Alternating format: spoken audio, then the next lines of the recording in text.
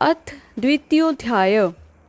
नारद मुनि की तपस्या, इंद्र द्वारा तपस्या में विघ्न उपस्थित करना, नारद का काम पर विजय पाना और अहंकार से युक्त होकर ब्रह्मा विष्णु और रुद्र से अपने तप का कथन। सूची बोले, हे मुनियों, एक समय की बात है, ब्रह्मा जी के पुत्र मुनि शिरोमणि विनीत चित नारद जी ने तपस्या के लिए मन में विचार किया। हिमालय पर्वत में कोई एक परम शोभा संपन्न गुफा थी, जिसके निकट देव नदी गंगा निरंतर वेग पूर्वक बहती थी। वहाँ एक महान दिव्य आश्रम था, जो नाना प्रकार की शोभा से सुशोभित था। वे दिव्यदर्शी नारद जी तपस्या करने के लिए वहाँ गए। उस गुफा को देखकर मुनिवर नारद जी बड़े प्रसन्न हुए और सुदीर्घ काल तक वहाँ तपस्या करते रहे। उनके अंतःकरण शुद्ध था। वे दृढ़ता पूर्वक आसन बांधकर मौन हो प्राणायाम पूर्वक समाधि में स्थित हो गए। हे ब्राह्मणों, उन्होंने वह समाधि लगाई जिसमें ब्रह्मा का साक्षात्कार कराने वाला अहम ब्रह्मास्मि, मैं ब्रह्मा हूँ, यह विज्ञान प्रकट होता है। मुनिवर नारद जी जब इस प्रकार तपस्या करने लगे, तब देवराज इंद्र कांप उठे और मानसिक संताप से व्याकुल हो गए। वे नारद मुनि मेरा राज्य लेना चाहते हैं, मन ही मन ऐसा सोचकर इंद्र ने अपनी तपस्या में विघ्न डालने के लिए प्रयत्न करने की इच्छा की। उस समय देवनायक इंद्र ने मन से कामदेव का स्मरण किया। स्मरण करते ही समान बुद्धि वाले कामदेव अपनी पत्नी रति के साथ आ गए। आए हुए कामदेव को देखकर कपट बुद्धि देवराज इंद्र शीघ्र ही स्वार्थ के लिए उनको संबोधित करते हुए कहने लगे।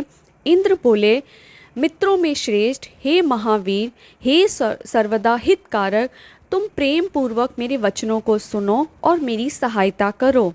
हे मित्र, तुम्हारे बल से मैंने बहुत लोगों की तपस्या का गर्व नष्ट किया है। तुम्हारी कृपा से ही मेरा ये राज्य स्थिर है। पूर्ण रूप से संयमित होकर दृढ़ निश्चय देव ऋषि नारद मन से ही विश्वेश्वर भगवान शंकर की प्राप्ति का लक्ष्य बनाकर हिमालय की गुफा में तपस्या कर रहे हैं। मुझे ये शंका है कि तपस्या से प्रसन्न ब्रह्मा से वे मेरा राज्य ही न मांग लें। आज ही तुम वहाँ चले जाओ और उनकी तपस्या में विघ्न डालो। इंद्र से ऐसी आज्ञा पाकर वे कामदेव वसंत को साथ लेकर बड़े गर्व से उस स्थान पर गए और अपना उपाय करने लगे। उन्होंने वहाँ शीघ्र ही अपनी सारी कलाएं रच डाली। वसंत ने भी मदमत होकर अनेक प्रकार से अपना प्रभाव प्रकट किया। हे मुनिवरों, कामदेव और वसंत के अथक प्रयत्न करने पर भी नारद मुनि के चित्त में विकार नहीं उत्पन्न हुआ। महादेव जी के अनुग्रह से उन दोनों का गर्व चूर्ण हो गया। हे शौनक आदि महेशियों, ऐसा होने में जो कारण था उसे आदरपूर्वक सुनिए। महादेव जी की कृपा से ही नारद मुनि पर कामदेव का कोई प्रभाव नहीं पड़ा। पहले उसी आश्रम में काम शत्रु भगवान शिव ने उत्तम तपस्या की थी और वहीं पर उन्होंने मुनियों की तपस्या का नाश करने वाले कामदेव को शीघ्र ही भस्म कर डाला था। उस समय रति ने कामदेव को पुनः जीवित करने के लिए देवताओं से प्रार्थना की। तब देवताओं ने समस्त लोकों का कल्याण करने वाले भगवान शंकर से याचना की। इस पर वे बोले, हे देवताओं, कुछ समय व्यतीत होने के बाद कामदेव जीवित हो तो जाएंगे, परंतु यहाँ उनका कोई उपाय नहीं चल सकेगा।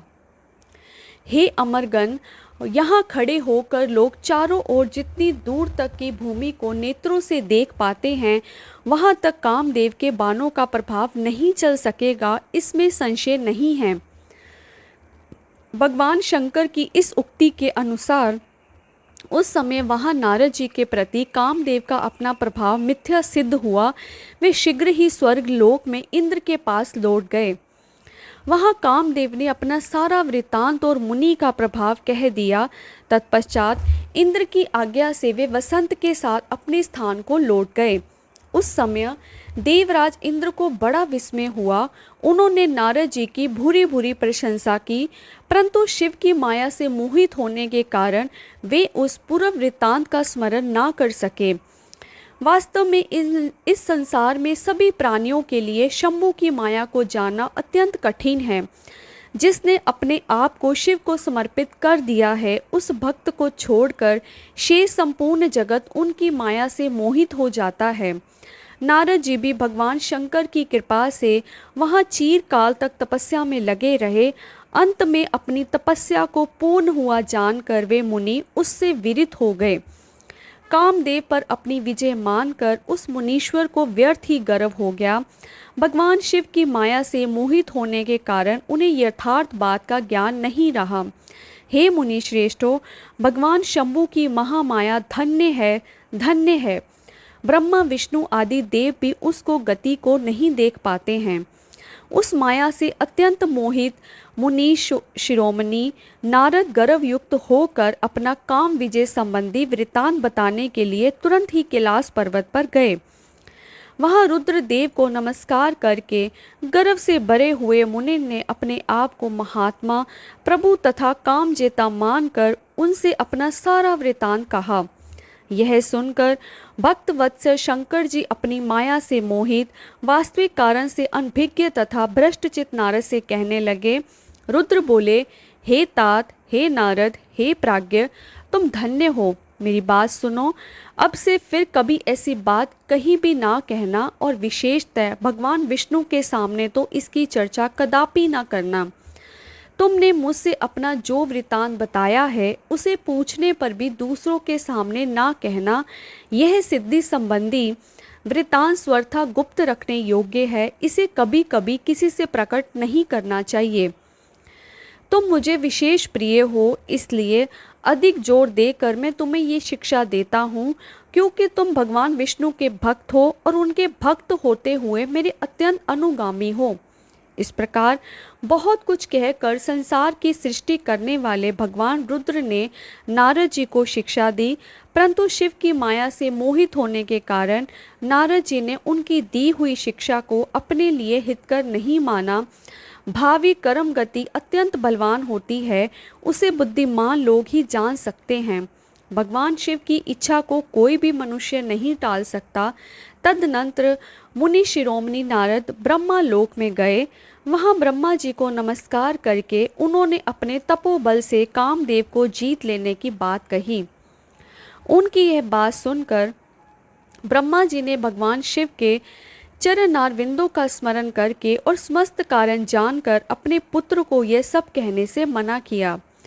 नारद जी शिव की माया से मोहित थे, अतएव उनके चित्त में मत का अंकुर जम गया था। इसलिए ज्ञानियों में श्रेष्ठ नारद जी ने ब्रह्मा जी की बात को अपने लिए हितकर नहीं समझा।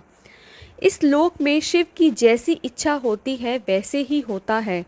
समस्त विश्व उन्हीं की ही इच्छा के अधीन है और उन्हीं ही वाणी रूप तंत्री से बंधा हुआ है।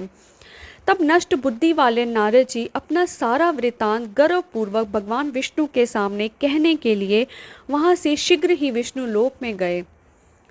नारद मुनि को आते देखकर भगवान विष्णु बड़े आदर से उठकर शीघ्र ही आगे बढ़े और उन्होंने मुनि को हृदय से लगा लिया। उन्होंने मुनि के आगमन हेतु का ज्ञान पहले से ही था।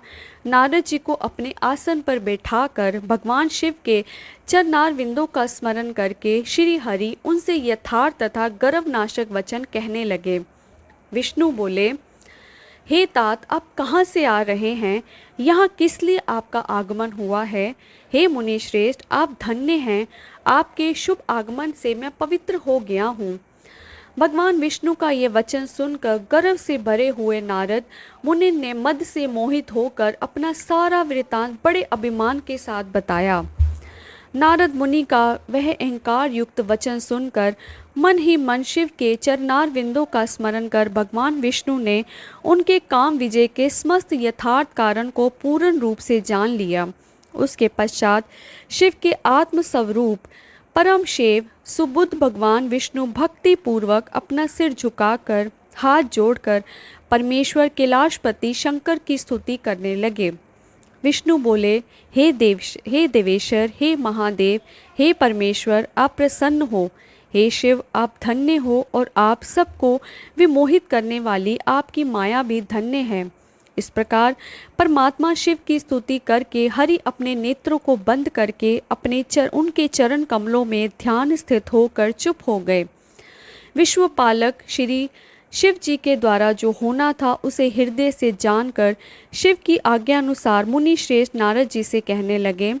विष्णु बोले, हे मुनि श्रेष्ठ, आप धन्य हैं, आप तपस्या के भंडार हैं और आपका हृदय भी बड़ा उदार है। हे मुने, जिसके भीतर भक्ति, ज्ञान और वैराग्य नहीं होते, उसी के मन में समस्त दुखों को देने वाले काम, मोह आदि विकार शीघ्र उत्पन्न होते हैं। आप तो नैष्ठिक ब्रह्मचारी हैं और सदा ज्ञान वैराग्य से युक्त रहते हैं, फिर आप में काम विकार कैसे आ सकता है? आप तो जन्म से निर्विकार तथा शुद्ध बुद्धि वाले हैं। श्री हरि की कही हुई बहुत सी बातें सुनकर मुनि शिरोमणि नारद जी और जोर जोर से हंसने लगे और मन ही मन भगवान को प्रणाम करके इस प्रकार कहने लगे। नारद जी बोले, हे स्वामिन, यदि मुझ पर आपकी कृपा है तब कामदेव का मेरे ऊपर क्या प्रभाव हो सकता है? ऐसा कहकर भगवान के चरणों में मस्तक झुकाकर इच्छानुसार विचरण करने वाले नारद मुनि वहाँ से चले गए। इति शिव महापुराणे द्वितीयायां रुद्रसंहितायां प्रथम खंडे सृष्टयूपाख्याने नारद तपोवर्णन नाम द्वितीयोध्याय।